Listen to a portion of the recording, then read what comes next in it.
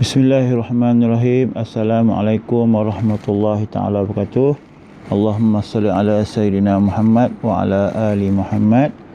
Hari ini kita sambung lagi PDPR kita, berkongsian tentang tajuk tempoh masa. Okey, ini berkaitan fokus kepada tempoh masa yang melibatkan jam dan minit, iaitu masa mula dan masa tamat. Dan kita akan mencari tempoh masa sama ada dalam jam ataupun dalam minit. Ada lagi kemahiran-kemahiran lain yang lebih tinggi daripada ini, cuma kali ini kita fokuskan kepada kemahiran ini sahaja dahulu. Akan datang kita akan belajar berkenaan tempoh masa berkaitan jam dan minit, namun bermula pada hari yang dan tarikh yang berlainan dan berakhir pada hari dan tarikh yang berlainan. Baik, kita lihat contoh yang pertama, iaitu masa mula, iaitu jam 13.15 dan masa tamat jam 20.35. Untuk mengira tempoh masa dalam jam dan minit ini, sebaik-baiknya digunakan sistem 24 jam kerana sangat mudah untuk melakukan operasi tolak ataupun mencari nilai sama ada mencari masa mula, mencari masa tamat ataupun juga mencari tempoh masa. Baik, dalam soalan pertama kita akan cari tempoh masa, iaitu formulanya adalah masa tamat tolak masa mula. Okey, jadi jam dan minit kita bahagikan mengikut kotak dan supaya mudah, dan kita ada di sebahagian minit 35 minit tolak 15. Kita isi dahulu masa tamat di atas, kemudian kita isi masa mula di bahagian bawah untuk mudahkan penolakan. Jadi 35 tolak 15. Jadi 5 tolak 5 sifar. 3 tolak 1 20. Jadi maksudnya 20 minit. Dan kita ada di sini 20 tolak 17. Lakukan penolakan seperti biasa, dan di sini kita akan dapat 7. Jika tak mahir, tolak ataupun buat yang kita panggil sebagai pinjam. Sebenarnya bukan pinjam, tapi itu ada silah yang digunakan mudah untuk murid-murid faham. Jadi 20 tolak 7 kita dapat 20 tolak 13 dapat 7. Jadi tempoh masa di sini adalah 7 jam. Kita lihat semula di atas. Jadi 7 itu adalah 7 jam dan 20 minit.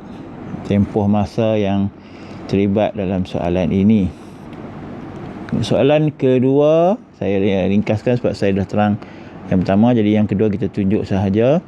Yang mana yang kedua ini juga sama caranya, letakkan dalam kotak masa tamat di atas, masa mula di bawah, dan kita tolak. Tapi situasi di sini adalah 15 akan tolak dengan 30, jadi tidak boleh.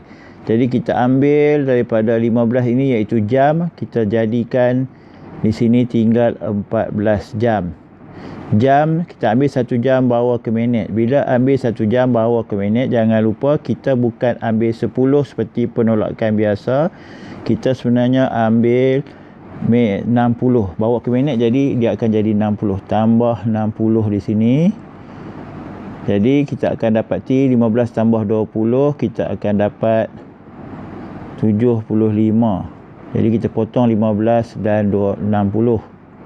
Ingat, saya ulang sekali lagi, kita ambil daripada 15. 15 tidak boleh tolak dengan 30. Kemudian kita ambil daripada 15 jam ini, jadikan tinggal 14 jam. 1 jam kita bawa ke bahagian minit. Bawa ke bahagian minit, kita bukan bawa 10, kita bawa 60 minit. Iaitu 1 jam adalah sama dengan 60 minit.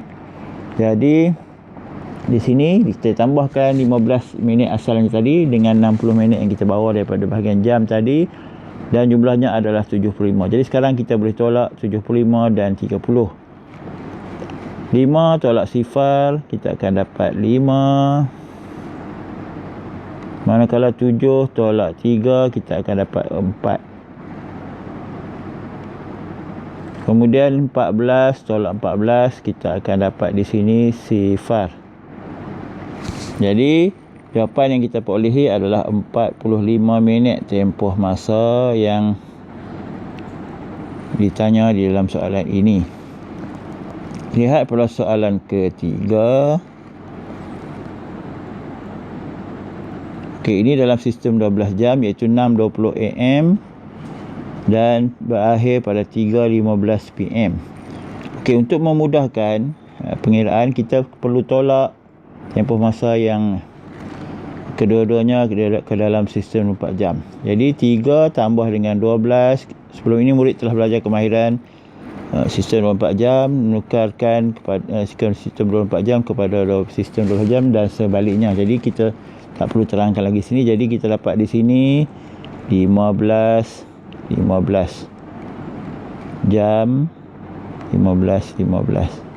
Di sini untuk masa mula kita dapati AM. Jadi AM kita hanya perlu tukar sahaja jadi jam 06.20. Okey, jadi kita letakkan seperti tadi, iaitu masa tamat di atas 15.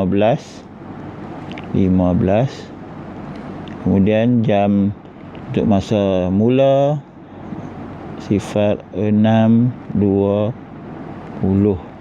Kita tolakkan. Jadi kita seperti tadi, kita tidak boleh menolak 15 dan 20. Jadi kita ambil daripada jam di sebelah sini. Jadi di sini tinggal 14 jam, bawa ke sebelah kanan, tambah dengan 60. Seperti saya kata tadi, 60 ini kalau kita ambil daripada bahagian jam tadi 1 jam, jadi 14. Jadi kita bawa ke sebelah kanan, jadi minit dia perlu ditukarkan kepada 60.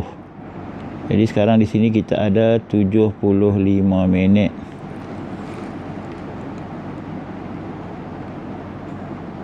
Jadi 75 minit tolak 20. 5 tolak 2 tolak 0.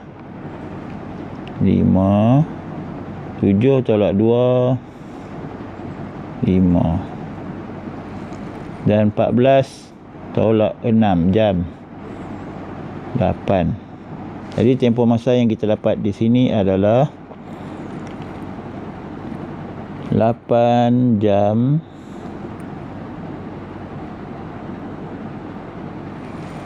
55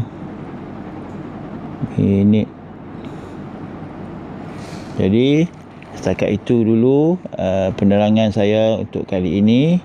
Jadi diharapkan jika ada apa-apa persoalan boleh tanya, dan selamat mencuba. Sekian, Assalamualaikum warahmatullahi taala wabarakatuh.